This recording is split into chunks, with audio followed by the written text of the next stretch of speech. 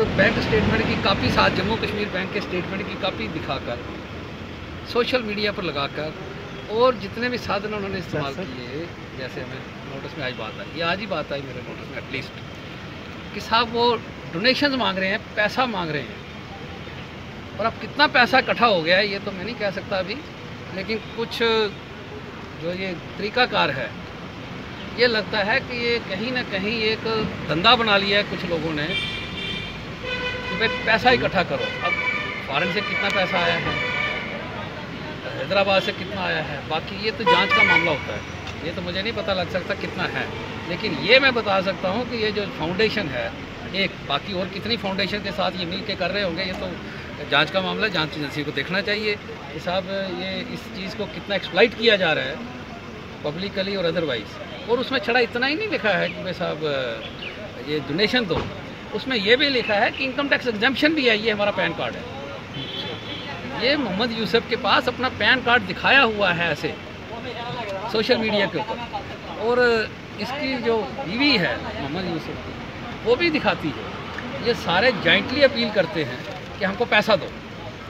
अब वो पैसा मुझे लगता है कि मोहम्मद अख्तर को तो मालूम नहीं, जो असली माँ बाप हैं, या रीका बानो को, उनको, क्योंकि वो उनकी तो असली बेटी थी, असली बेटी के लिए पैसे थोड़ी कमाने थे। ये तो उनको है जिन्होंने धंधा करना था, जिन्होंने व्यापार करना था, जिनकी एक मंशा थी कि पैसा इकट्ठा करो, जिनके पीछे ऐसे ऐसे लोग थे, ऐसे ऐसे लीडर थे, जिन लोगों ने सारी सिचुएशन को एक्सप्लॉइट किया।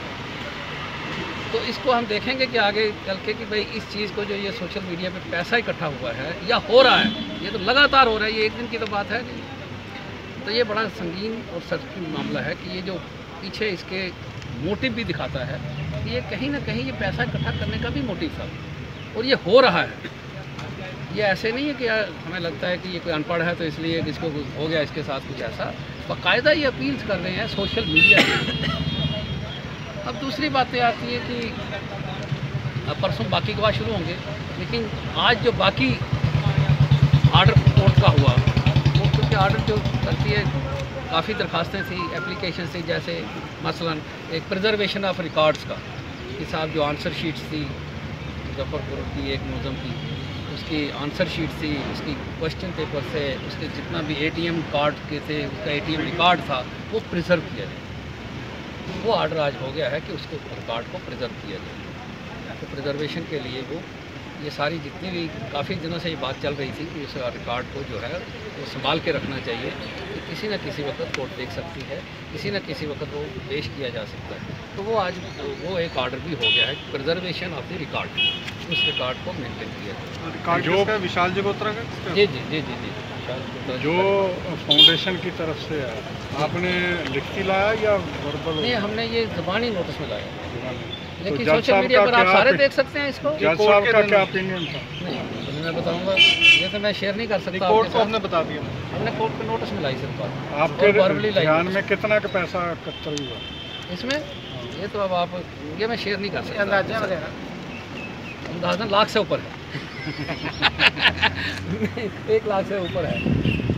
तो ये काफ़ी रुपया होगा ब्रदर, जिसमें इनकम टैक्स एग्जम्पशन कोई मांग रहा है, वो 50 रुपये के लिए नहीं मांगता है ना। इनकम टैक्स एग्जम्पशन जब भी मांगी जाएगी लाखों में मांगी जाएगी। तो जब इनकम टैक्स एग्जम्पशन है ट्रस्ट को, तो इसका मतलब कोई ट्रस्ट जिसकी तरफ से मैंने नाम ले दिया आपको, इस ट्रस्ट की इंक्वायरी होनी चाहिए कि ये क्या सिफा के जो उसका असली माँ बाप है उसको पैसे दे रहे हैं या नकली माँ बाप के साथ मिलकर ये पैसा इकट्ठा करते हैं। ये तो आप लोग जानिए ना। तो इससे मैं एक वर्ड यूज़ कर रहा हूँ, नकली माँ बाप।